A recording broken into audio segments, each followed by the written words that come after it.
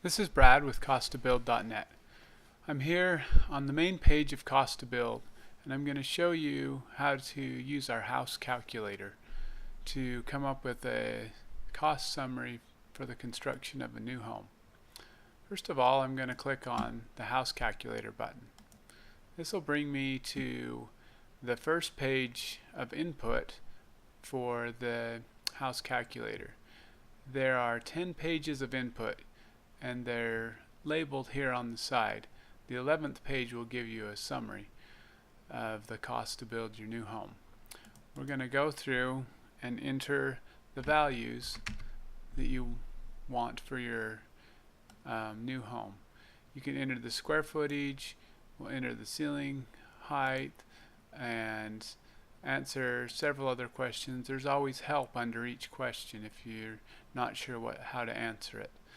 And you go down, answer each of the questions, and at the bottom of each page there's a next button. Click that to move on to the next page.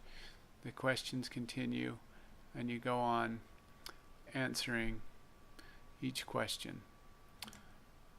When we're going through the house calculator, it steps down through the menu here on the side.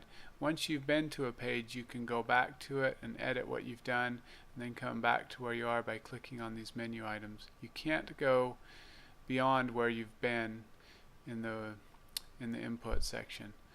So we'll keep going, enter each of these questions, and we'll click the next button, entering all the values that we want for our home and answering all the questions. So we'll go through each page of the input now. This is the upper floors page. It's basically asking information about floors above the main level. We can enter square footage for a loft, for a second floor, and for a third floor. We also enter the living area of each floor and what the ceiling height would be. And we'll click next. This tells us about the kitchens in our home, how many full kitchens you'll have, the size. You can look at the pictures over on the side. Oftentimes there's a picture to help you decide which is the best option to choose.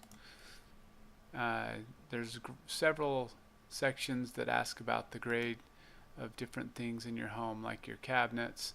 That's what we're asking here. You can read about what each grade level is. You can choose your countertop, and also you can choose a kitchenette, which is just a small kitchen. Typically they're located in basements. You hit the next button. This page asks you about the bathrooms in your home and how many and what types of bathrooms you'll have. You just answer all of those. It'll also ask you about a grade levels, and we'll go on to the next page. This asks about the finishes, what type of finish will be on the exterior of your home. This is the main finish here. Then we have a secondary finish.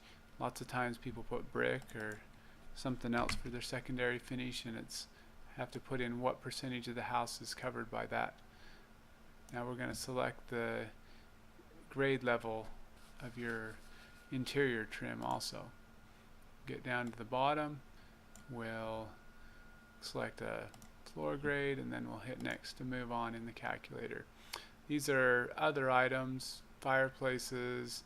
You can read through each section and see what type of fireplace you might have. Asks if you have a fire suppression system. This isn't really common, but if you need it, you can select it there and it'll be added to your cost. We'll hit the next button. This is the final input page. You can choose the country, the state you're in.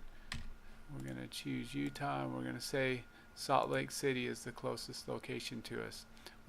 Whatever location you can choose that's closer to where you're going to build is typically going to give you the best answer.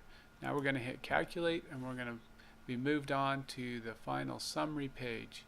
This gives us category items for the construction, such as site work and building concrete and outside concrete, and then it gives us an associated material cost, labor cost, and then the total of those two. It sums all those up, going down to the very bottom, we get a total cost for the construction of the home. And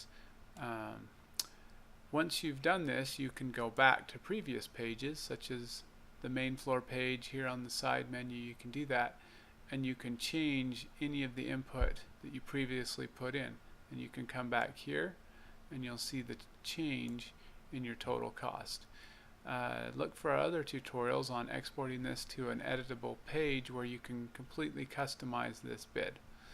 Thanks for watching.